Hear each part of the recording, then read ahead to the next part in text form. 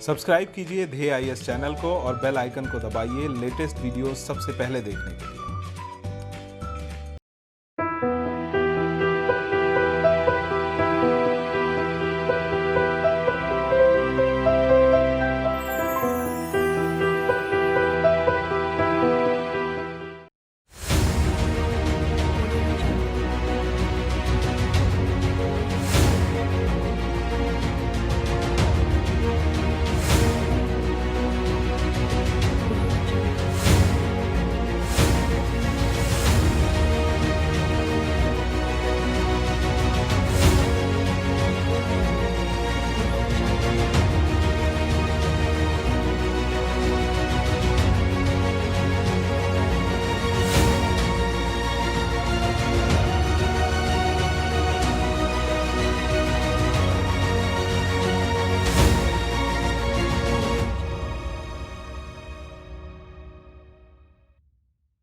नमस्कार, मैं सुनील वर्मा ध्येय आईएएस टीम की ओर से आपका स्वागत करता हूं ध्येय टीवी पर। हम बात करेंगे डेली करंट अफेयर्स के अपने प्रोग्राम पर, जैसा कि हम प्रतिदिन करते आए हैं। आज की वीडियो में मैं एक स्पेशल टॉपिक डिस्कस करने जा रहा हूं और ये टॉपिक है राफेल। देखेंगे राफेल की विशेषताएं क्या हैं, क्यों इसकी इस समय ज़्यादा आवश्यकता महसूस की जा रही है। ये भी देखेंगे कि जब यह इंडियन एयरफोर्स में अब शामिल होने जा रहा है तो क्या हमारी जितनी चुनौतियां हैं सभी का समाधान करने में ये सक्षम है, या फिर हमें राफेल से आगे की भी कुछ रणनीति बनानी होगी। ये जो टॉपिक है काफ़ी इंटरेस्टिंग है, रुचिकर है, तो आइए इसको हम डिस्कस करते हैं। सबसे पहले आप स्क्रीन पर इसकी इमेज देख लीजिए, यही है राफेल। इसको थोड़ा सा और करीब से देखिए। यह खूबसूरत होने के साथ साथ काफ़ी डरावना है।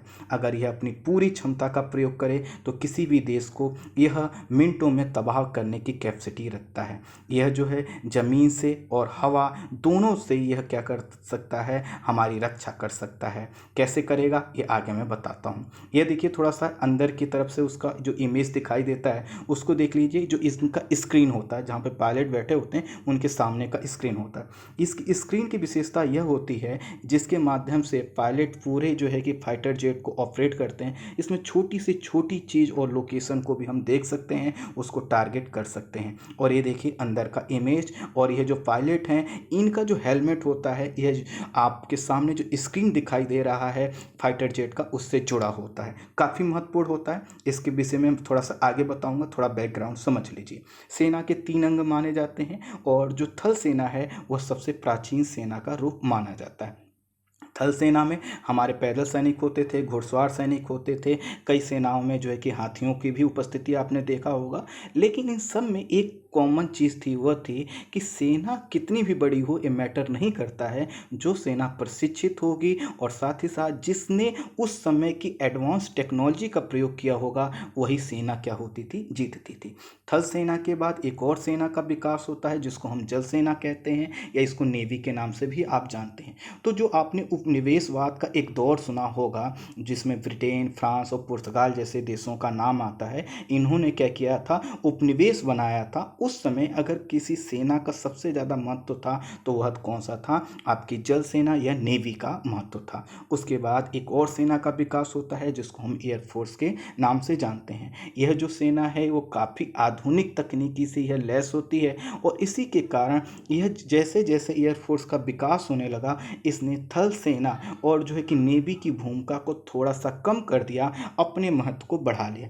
इसका पीछे कारण यह है कि जो एयरफोर्स है इसके पास ऐसी कैपेसिटी है कि कुछ ही मिनटों में युद्ध के परिणाम को बदल सकता है। अर्थात कोई देश अगर हार भी रहा हो लेकिन उसकी अगर एयरफोर्स मजबूत है तो तुरंत उसको कमबैक मिल जाता है। कहीं ना कहीं इन सब चीज़ों में कॉमन क्या लगा कि जैसे जैसे समय बढ़ा हमने टेक्नोलॉजी परिवर्तन किया। टेक्नोलॉजी में जो परिवर्तन आया उसको जब हमने सेना में एडॉप्ट किया तो सेना क्या हुई, मजबूत होती है। इसलिए वर्तमान समय में भी क्या है, जो सेना के लिए सबसे महत्वपूर्ण है वह है उसकी टेक्नोलॉजिकल एडवांसमेंट। जिसका टेक्नोलॉजिकल एडवांसमेंट ज़्यादा होगा वह सेना क्या होगी, अच्छी होगी। भारत सरकार ने भी आज़ादी के बाद एयरफोर्स के विकास के लिए कई तरह के प्रयास किए, लेकिन जो सामरिक दृष्टि से हमारी जो महत्व रखते हैं उतना हम विकास नहीं कर पाए। अर्थात जैसा कि हमारे पड़ोसी जो दो देश हैं जिनका जिक्र हम बार बार करते हैं, पाकिस्तान और चीन, इनकी वजह से जो हमारी लोकेशन है वह काफ़ी महत्वपूर्ण है। इनकी इनकी वजह से कई तरह की चुनौतियाँ हमें उत्पन्न होती आई हैं। इसलिए आज़ादी के बाद से अब तक हमने एयरफोर्स में उतना विकास नहीं किया जितना कि हमें करने की आवश्यकता थी। इसके पीछे हालांकि कुछ हमारी मजबूरियां थी कि जैसे कि हमारी अर्थव्यवस्था का आकार छोटा था, हमारे पास जो है कि गरीबी, भुखमरी जो है कि जैसी चुनौतियां काफ़ी ज़्यादा थीं, माइग्रेशन की प्रॉब्लम थी, और इसी के कारण हमने क्या किया, अपने बजट का बहुत छोटा भाग ही इस पर खर्च किया, जिसकी वजह से हम रिसर्च और डेवलपमेंट भी ज़्यादा नहीं कर पाए। और इन सब कारणों की वजह से क्या हुआ, हम एयरफोर्स में उतना ज़्यादा मजबूत नहीं बन पाए जहाँ पर आज हमको होना चाहिए था। इसका मतलब ये नहीं कि हम कमज़ोर हैं, इसका मतलब ये है कि हम और आगे हो सकते थे। भारत ने उपरोक्त परिस्थितियों में रूस का सहयोग लिया। हम रूस का सहयोग पहले से प्राप्त करते आए हैं, और भारतीय वायुसेना में रूस में बने विमान MiG-21, MiG-27 और सुखोई 30 जैसे विमान शामिल हैं, जो ये दिखाता है कि हमने रूस से काफ़ी ज़्यादा मदद ली है। MiG-21 और MiG-27 अब आउटडेटेड हो रहे हैं, इसी कारण एयरफोर्स में विमानों की संख्या कम होकर 31 स्क्वाड्रन रह गई है। अब 31 स्क्वाड्रन का मतलब ये है कि पहले ये समझ लीजिए आखिर एक स्क्वाड्रन में होते कितने विमान हैं। तो एक स्क्वाड्रन में 12 से 18 लड़ाकू विमान होते हैं। भारतीय परिस्थितियों के हिसाब से देखा जाए तो एक स्क्वाड्रन में 18 विमान को एक आइडियल कंडीशन माना जाता है। अर्थात जो MiG-21 है, MiG-27 है, जैसे जैसे ये आउटडेटेड होते जा रहे हैं तो अब इनको क्या करेंगे, हम बाहर करेंगे। इसके वजह से जो हमारे स्क्वाड्रन की संख्या है वह कम होती जा रही है। कितनी हो गई है, 31 तक सिमट गई है, जबकि होना कितना चाहिए, लगभग कम से कम 42।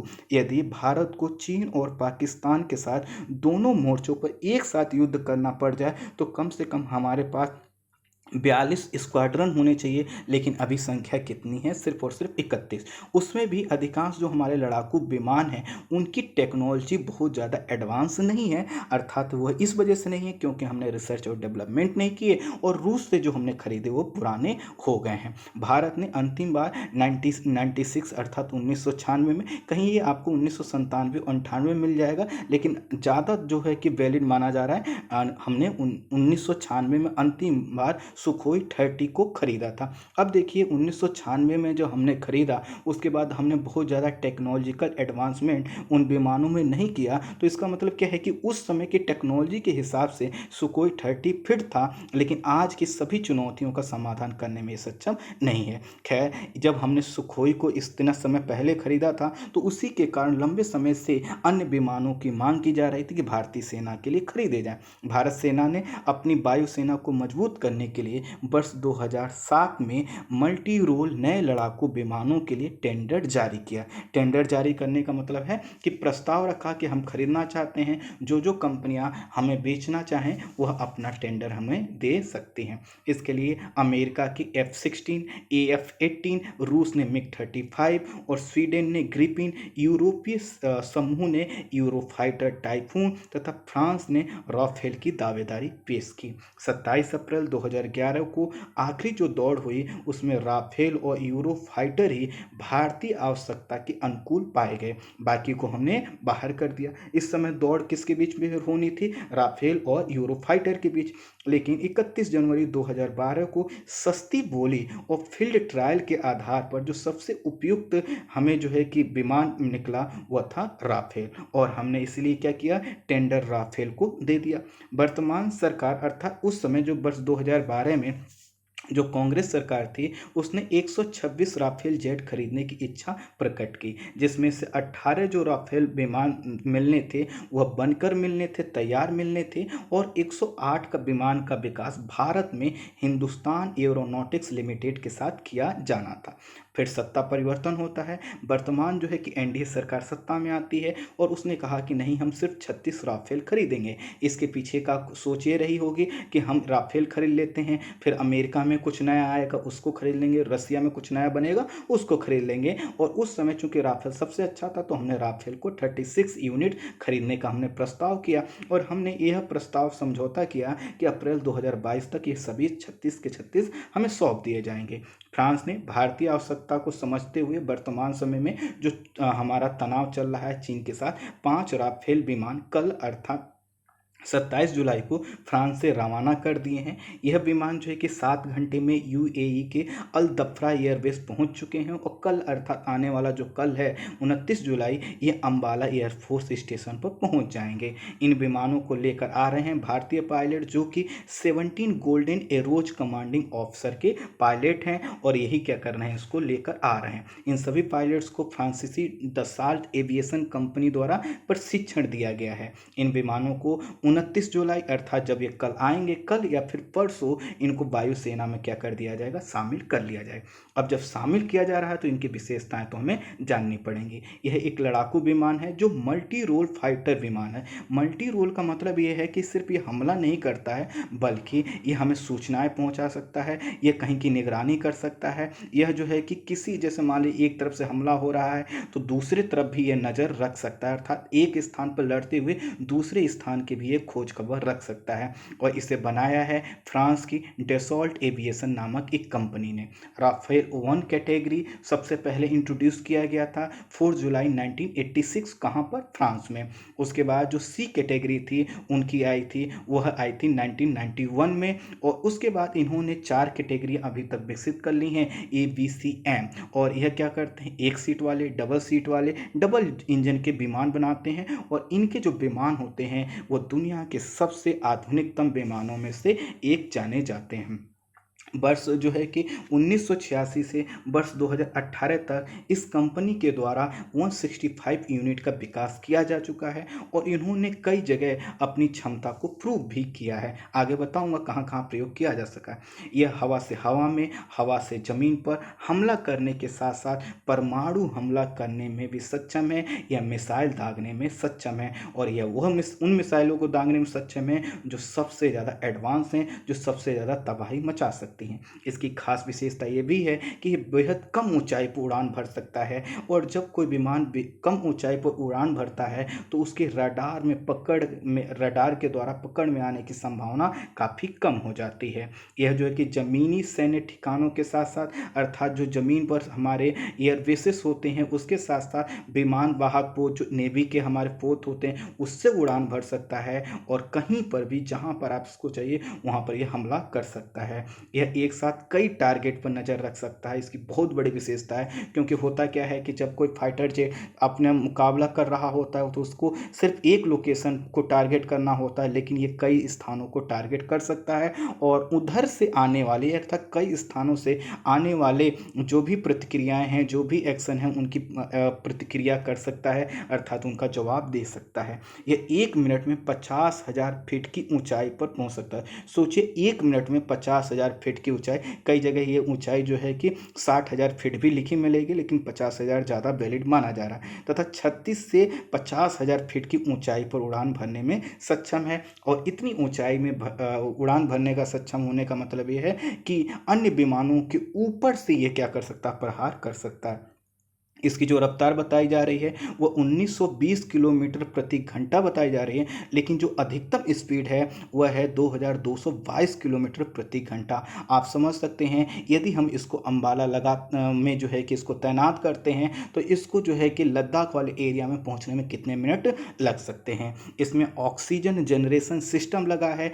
ऑक्सीजन जनरेशन सिस्टम लगा होने के कारण जो इसको लिक्विड ऑक्सीजन भरकर भेजने की आवश्यकता होती थी, जिस जिसकी वजह से वजन भी बढ़ता था, अब वह नहीं होगी। अर्थात इसमें जो लिक्विड ऑक्सीजन भरने की जो कार्य था अब वह समाप्त हो गया है। यह इलेक्ट्रॉनिक स्कैनिंग रडार से 3D मैपिंग कर रियल टाइम दुश्मन की अवस्थिति पता करने में सक्षम है। अब इसको थोड़ा सा, यह इलेक्ट्रॉनिक स्कैनिंग रडार से जो इनके पास यह जो पूरा फाइटर जेट है, ये हर आगे आने वाले हर चीज़ को क्या करते हैं, स्कैन करते हैं, उनकी मैपिंग करते हैं। और अगर वह चीज़ मूव भी कर रही है, मान लीजिए कोई फाइटर जेट सामने ही है, उधर से आ रहा है या इसके आगे भाग रहा है, तो उसको ये क्या कर सकते हैं, उसकी मैपिंग कर 3D मैपिंग कर किस डायरेक्शन मुड़ रहा है, उसकी लोकेशन क्या है, झुकाव क्या है, और साथ ही साथ रियल टाइम अर्थात चलती हुई चीज़ को भी, ऑब्जेक्ट को भी क्या कर सकता है, उसकी अवस्थिति को पता लगा सकता है, उसकी स्पीड को मॉनिटर कर सकता है, और जैसे ही कमांड दिया जाएगा वह उस फाइटर जेट या किसी भी चीज़ को यह ध्वस्त कर सकता है। सबसे बड़ी बात यह भी है कि हर मौसम और हर ऊंचाई पर कार्य करने में सक्षम है। आपको पता है बहुत से ऐसे फाइटर जेट होते हैं जो कि क्या करते हैं, जो कोहरा का समय होता है उसमें काम नहीं कर पाते, या फिर आंधियों के समय काम नहीं कर पाते, लेकिन हर मौसम में कार्य करने में सक्षम है और हर ऊंचाई पर कार्य करने में सक्षम है। इसकी एक सबसे बड़ी विशेषता यह है कि अगर इसके पास केवल और केवल 1312 फीट जो है कि लंबा रनवे हो, जो कि काफ़ी छोटा माना जाता है। रनवे के हिसाब से देखा जाए तो जो 1312 फीट की लंबाई है काफ़ी छोटी है, लेकिन यहाँ से भी क्या कर सकता है, उड़ान भरने में सक्षम है। यह इसलिए हमारे लिए महत्वपूर्ण है क्योंकि जो पर्वतीय क्षेत्र होते हैं वहाँ पे हम बहुत बड़े रनवे का विकास नहीं कर सकते, लेकिन अगर छोटे रनवे से कोई जो है कि फाइटर जेट उड़ान भरने में सक्षम है तो इसको हम कहीं भी तैनात कर सकते हैं। यह 24,500 किलोग्राम तक का भार और 17,000 किलोग्राम का फ्यूल ले जाने में सक्षम है। अर्थात इसकी जो भार ढोने की कैपेसिटी है आप उसको देख सकते हैं वो कितनी ज़्यादा है। यह अमेरिका के F-16 की तुलना में लगभग 0.79 फीट लंबा है और 0.82 फीट क्या है, ऊंचा है, अर्थात उससे यह बड़ा है।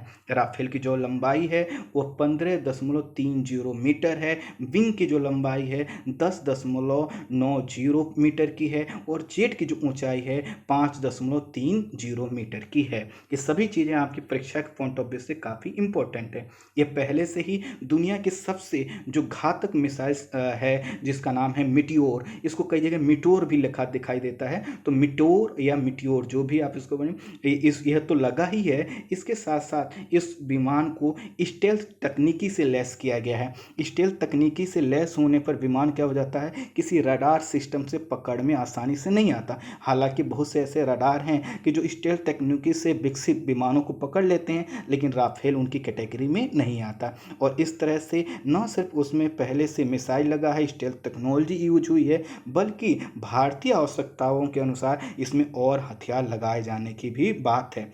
इसमें इजराइल का हेलमेट माउंट डिस्प्ले लगा है। माउंट डिस्प्ले का मतलब है कि जैसे अगर आप माउंटेन या किसी पर्वत पर खड़े होइए तो नीचे की चीज़ें आपको दिखती हैं लेकिन बहुत क्लियर नहीं दिखाई देती, लेकिन अगर आपके पास कोई ऐसी डिवाइस हो जिसको आप जूम करिए और बाकी सभी चीज़ें आपको दिखाई देने लगे, ठीक इनका जो हेलमेट होता है उसमें क्या होता है कि जो भी चीज़ें देखना चाहेंगे वो काफ़ी दूर की चीज़ों को पास करके काफ़ी आसानी से दिखा सकता है। ये इसमें लगा हेलमेट की विशेषता है जो कि पायलट इसको धारित करते हैं। इसके वजह से क्या है, कई किलोमीटर दूर की चीज़ों को यह पायलट बहुत जल्दी इसको देख सकता है, उसको पता लगा सकता है, उसको जूम करके कहाँ पर क्या करना है डिसीजन ले सकता है। इसमें रडार वार्निंग रिसीवर लगा है। वो इस वजह से लगा है कि मान लीजिए पहले तो ये रडार के पकड़ में नहीं आएगा, अगर आ भी जाता है तुरंत इसको वार्निंग मिल जाए कि आप किसी रडार के पकड़ में आ चुके हो, तो यह क्या कर सकता है, अपना डिसीजन ले सकता है। इसमें लो बैंड जैमर लगा हुआ है। लो बैंड जैमर का मतलब है कि यह कोई जो मान लीजिए इसकी तरफ किरणें आ रही हैं, वेव्स आ रही हैं, रेडिएशन आ रही हैं, जिसकी वजह से इसकी अवस्थिति का पता चल सकता है, तो इसमें जैमर के द्वारा उसको क्या कर सकता है, लॉक कर सकता है। साथ ही साथ 10 घंटे की फ्लाइट डेटा रिकॉर्डिंग की इसमें व्यवस्था है। ये इतनी घंटे की फ्लाइट डेटा रिकॉर्डिंग से ये फायदा होता है कि जब मान लीजिए कोई फाइटर जेट है बहुत देर तक हवा में रहा, उसने युद्ध किया, तो वो जब वह आएगा तो उसकी जो फ्लाइट डेटा की रिकॉर्डिंग है उसके वजह से हम देख सकते हैं कि इस विमान को किन किन चुनौतियों का सामना करना पड़ा, क्या क्या हुआ, सामने दुश्मन की क्या कंडीशन थी, सभी चीज़ों को हम पता कर सकते हैं और हम इसके आधार पर दूसरे हम अपने फाइटर जेट को डिसीजन दे सकते हैं कि आपको ऐसा करना है। और इसके साथ साथ कई प्रकार प्रकार के इसके इसमें ट्रैकिंग सिस्टम लगाए हैं, जिसके वजह से किसी भी चीज़ को ट्रैक करने में कैपेबल है। इसमें परमाणु हथियारों से लैस जो रफाल है वह हवा से हवा में 150 किलोमीटर तक मिसाइल दाग सकता है, जबकि हवा से ज़मीन पर जो ये मिसाइल दागने की क्षमता है रफाल के द्वारा वह है लगभग 300 किलोमीटर। अर्थात अगर हवा से हवा में मार करना होगा तो 150 किलोमीटर दूर तक किसी भी चीज़ को ये मार सकता है। अगर हवा से ज़मीन पर मारना है तो 300 किलोमीटर की दूरी को भी कवर कर सकता है। रफाल सबसे बड़ी विशेषता यह है कि ऊपर नीचे अगल बगल अर्थात ये चारों तरफ जब आप अपने आप को जिस कंडीशन में बदलना चाहे ये बदल सकता है। और इसकी जो विजिबिलिटी होती है 360 डिग्री होती है, अर्थात ऊपर नीचे दाएं बाएं सभी कुछ ये देख रहा है, और जब चाहे अपने आप को टर्न ले सकता है, ऊपर उठ सकता है, एक ही स्थान पर ऊपर उठ सकता है, एक ही स्थान पर खड़े खड़े ये नीचे उतर सकता है। यह इसकी कैपेसिटी है। यह जो माना जा रहा है ये 4.5 जनरेशन, इस समय जो जनरेशन चल रही है लड़ाकू विमानों की वो 5वीं जनरेशन है। तो कई जगह आपको रफाल जो मिलेगा वह 5वीं जनरेशन का लिखा दिखाई मिलेगा, लेकिन अधिकांश जगहों पे इसका 4.5 जनरेशन का उल्लेख किया गया है। लेकिन इसका मतलब नहीं है कि सबसे एडवांस नहीं है, सबसे एडवांस है। चूँकि इसका विकास पहले हो गया था इसलिए 4.5 जनरेशन का कहा जा रहा है। अदरवाइज जो अन्य देशों के पास जो 5 जनरेशन के जो विमान हैं, जैसे F-16 जो अमेरिका का है और अमेरिका ने पाकिस्तान को बेच रखा है, वह इसके सामने टिकने में बिल्कुल भी नहीं टिक पाएगा। तो इस तरह से ये मत सोचिएगा कि हमने पुराना कोई विमान खरीद लिया है। इसमें लगा जो मिट्योर है, मिट्योर मिसाइल, वो दुश्मन की सीमा में प्रवेश किया बिना लगभग 150 किलोमीटर अंदर तक तबाही मचा सकता है। मान लीजिए अगर हम इस समय हम कहें कि हमें चाइना पर अटैक करना है तो हमें चाइना के अंदर जाने की ज़रूरत नहीं है, हम अपनी सीमा में रहते हुए लगभग 150 किलोमीटर की दूरी तक उसको तबाह कर सकते हैं। इसके अलावा इसमें जो है स्काल्प क्रूज मिसाइल भी लगाया गया है, जिसका विकास यूरोपीय डिफेंस कंसोर्टियम MBDA के द्वारा किया गया है, और यह मूलतः जो है कि 250 किलोमीटर की दूरी तक मार करने में सक्षम है। हालांकि कुछ मीडिया रिपोर्ट्स में इसकी जो दूरी है वह 60 से 70 किलोमीटर बताई जा रही, तो कुछ में 500 से 600, लेकिन जो इसका मूलतः जो विकास किया गया था वो 250 किलोमीटर की दूरी के लिए विकास किया गया था। तो आपको क्या ध्यान रखना है, एक तो मिट्योर या मिट्योर मिसाइल सिस्टम पहले से इसमें लगा है, इसमें स्काल्प भी लगाया जा रहा है, और ये क्या है, क्रूज मिसाइल है। इसका विकास किसके द्वारा किया गया है, इसका यूरोपीय डिफेंस कंसोर्टियम के द्वारा इसका विकास किया गया है। भारत ने इस पर लगने वाले हैमर मिसाइल भी इमरजेंसी के तौर पर खरीदा है, अर्थात अब इसमें हैमर मिसाइल भी हम लगाएंगे। यह एक मध्यम रेंज की एयर टू ग्राउंड मिसाइल है, जिसे फ्रांसीसी वायुसेना और नौसेना के लिए डिजाइन और निर्मित किया गया था। लेकिन अब चूंकि जिस प्रकार की चीन हमसे तनाव बढ़ाता चला जा रहा है, ऐसे में हमें ज़रूरत थी मध्यम रेंज की कुछ जो है कि मिसाइल की, और इसमें जो हैमर है वो काफ़ी अच्छा माना जाता है। और ये एयर टू ग्राउंड अर्थात जो है कि ये हवा से ज़मीन पर मार करने में सक्षम है। पहले से ही फ्रांसीसी वायुसेना और नौसेना के लिए कार्य कर रहा है, और वहाँ पर इसकी क्षमता प्रूव भी हुई है, इसलिए हमने इसको भी इसमें लगाने का फैसला लिया है। हैमर जो है कि मिसाइल ये भारत के पहाड़ी जो क्षेत्र हैं उसमें तो काम करने में सक्षम भी है, और उसके साथ साथ किसी भी बंकर और ठिकाने को ये अंदर तक तबाह कर सकता है। जो 36 रफाल हैं इसमें जो है कि एयरफोर्स के 2 स्क्वाड्रन का विकास होगा। जैसा कि मैंने बताया कि इंडिया में 18 जो विमान हैं उनका एक स्क्वाड्रन बनता है, तो जो 36 रफाल आएंगे इससे 2 स्क्वाड्रन का विकास होगा। और यह जो स्क्वाड्रन लगाए जाएंगे, एक अंबाला में लगाया जाएगा और एक पश्चिम बंगाल के हासीमारा स्क्वाड्रन में लगाया जाएगा। कुल मिलाकर 36 विमानों से 2 स्क्वाड्रन बनेंगे, एक अंबाला और दूसरा पश्चिम बंगाल। तो अंबाला वाला जो स्क्वाड्रन है वह पश्चिम में चीन और पाकिस्तान को नियंत्रित करेगा, और जो पश्चिम बंगाल वाला जो है कि हमारा स्क्वाड्रन है वह कहाँ करेगा, जो हमारा अरुणाचल प्रदेश वाला जो क्षेत्र है वहाँ पर जो चीन की घुसपैठ होती रहती वहाँ पर हमको कैपेबल बनाएगा। रफाल भारत को जो है कि पाकिस्तान की F-16 JF-17 जैसी 5वीं पीढ़ी के विमान को से मुकाबला करने में हमें सक्षम बनाएगा, बल्कि कई रिपोर्ट्स में यह कहा जा रहा है कि उन पर काफ़ी ज़्यादा भारी पड़ सकता है। अब भारी इतना पड़ सकता है कि कुछ में तो दावा ये भी किया जा रहा है कि एक राफेल को रोकने के लिए 2 F-16 विमानों की आवश्यकता होगी। यदि हमारे पास कुछ कम भी जो है कि राफेल रहेंगे तब भी हम बहुत ज़्यादा ज़्यादा जो है कि उससे मुकाबला कर सकते हैं। लेकिन फिर भी हमें एक चीज़ और ध्यान रखना होगा कि हमें अपनी कैपेसिटी को बढ़ाना है, अतिशयोक्ति वाली किसी चीज़ को एक्सेप्ट नहीं करना है। खैर, मीडिया रिपोर्ट्स के अनुसार ये भी कहा गया है कि जो राफेल कंपनी है वो 50 साल तक के लिए हमें फ्रेंच इंडस्ट्रियल जो है कि सपोर्ट देगी। अर्थात इसका मतलब है कि जो फ्रांस की सरकार को जो सुविधाएं मिलती हैं, तो चूंकि वहीं की कंपनी है, ये 50 साल तक अगर इसमें किसी टेक्नोलॉजी की हमें ज़रूरत पड़ती है तो हमें सपोर्ट यहाँ पर मिलता रहेगा। रफाल के जो ट्रेनर विमानों के टेल नंबर, अब ट्रेनर विमान का मतलब है कि देखिए हम उन विमानों को लग आ रहे हैं, पायलटों को प्रशिक्षित किया जा रहा है, फिर बाद में जो इन विमानों का हम वायुसेना के कुछ पायलटों को प्रशिक्षित करने का भी हम प्रयास करेंगे। तो इसके लिए जो टेल नंबर होता है, जो पीछे लिखा हुआ जो नंबर होता है, वो वायुसेना प्रमुख RKS भदौरिया के सम्मान में RB सीरीज, अर्थात RKS भदौरिया का पहला R और दूसरा भदौरिया का B, तो RB सीरीज के होंगे। तो अगर आपसे पूछ लिया जाए कि टेल नंबर पे यह जो RB सीरीज है इसका क्या मतलब है, तो बताइएगा RKS भदौरिया के सम्मान में जो है कि हमने यह जो राफेल के ट्रेनर विमानों का जो टेल नंबर दिया है उनके। अब इसलिए ऐसा किया गया क्योंकि जो रक्षा सौदा हुआ था उस समय ये उप सेना प्रमुख थे और इस सौदों में भारतीय जो टीम थी उसका इन्होंने क्या किया था, नेतृत्व किया था।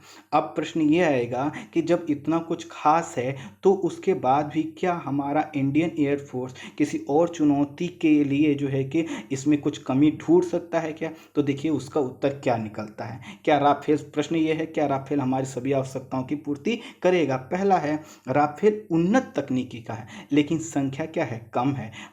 हमने क्या किया है, 36 राफेल को जो है कि खरीदने का प्रस्ताव किया है। अगर 36 भी हमें 2022 तक मिल जाते हैं तो ये 36 क्या करेंगे, 36 जगह पे ही तो हमें क्या करेंगे, प्रोटेक्ट कर पाएंगे।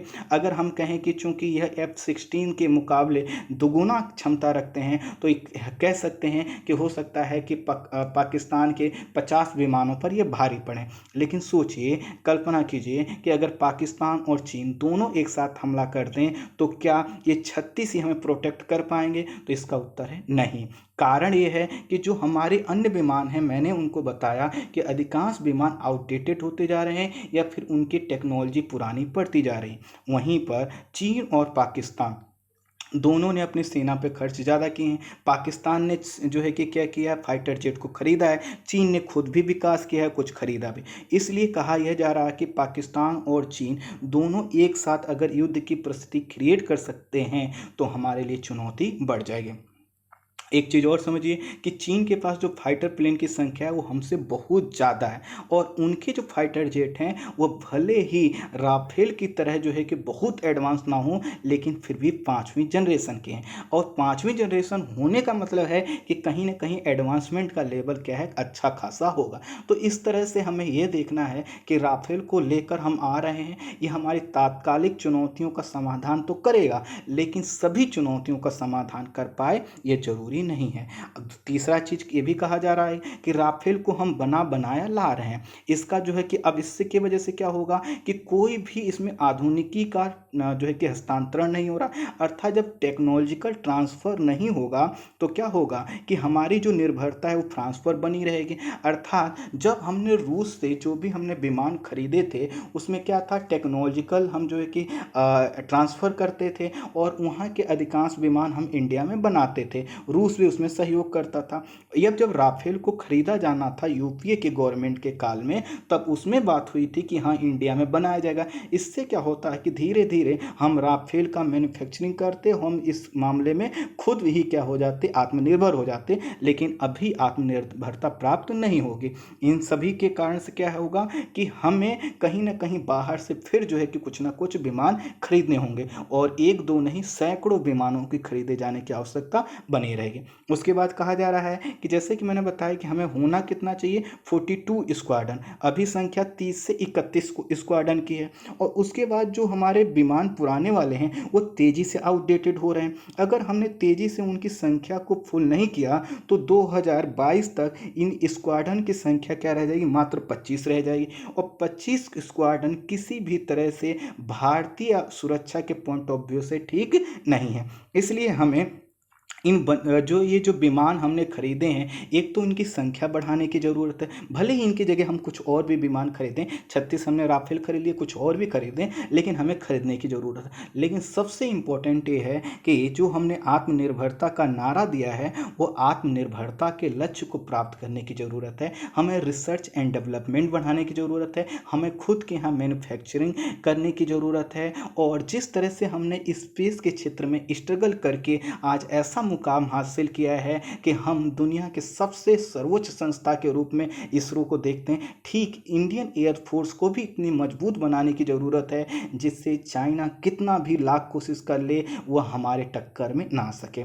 उसके बाद जो लास्ट पॉइंट है वही है कि हमें छोटे और हल्के फाइटर प्लेन की अधिक आवश्यकता है, जिस पर हमने अभी ज़्यादा ध्यान नहीं दिया है। ये जो छोटे और हल्के फाइटर प्लेन होते हैं, ये जो माउंटेन एरिया होते हैं, इनमें काफ़ी सहायक होते हैं। जो बड़े फाइटर प्लेन होते हैं वो हर चीज़ में कैपेबल नहीं होते, वो बड़ी तबाही मचा सकते हैं। लेकिन अगर हमें कोई छोटी मोटी आवश्यकता पड़ती है, कहीं सेना की छोटे टुकड़ी को रोकना है, हमें थोड़ी तबाही मचानी है, हम क्यों दुश्मन को संदेश देना है, तो इसके लिए क्या होता है, राफेल उपयुक्त नहीं है। कुल मिलाकर राफेल ने अभी तात्कालिक तौर पे समस्या का समाधान किया है, लेकिन हमारे सामने अभी भी चुनौतियां हैं। चुनौतियां ये हैं कि हमारे पास फाइटर प्लेन कम है, इनकी संख्या बढ़ाई जाए, रिसर्च एंड डेवलपमेंट का स्तर बढ़ाया जाए, टेक्नोलॉजिकल ट्रांसफॉर्मेशन तेज़ी से किया जाए, और सबसे बड़ी बात यह है कि हमें कहीं ना कहीं आत्मनिर्भरता के लक्ष्य को इस क्षेत्र में भी प्राप्त करना होगा। आई होप आप पूरे वीडियो को समझ पाए होंगे। आज के लिए इतना ही। Thank you so much.